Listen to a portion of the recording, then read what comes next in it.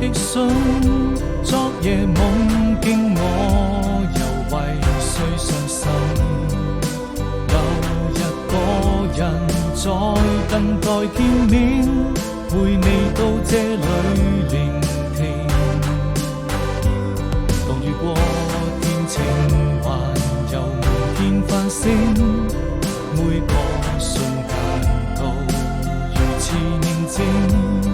呆呆地望着沿途風景，你的回音我在聆聽。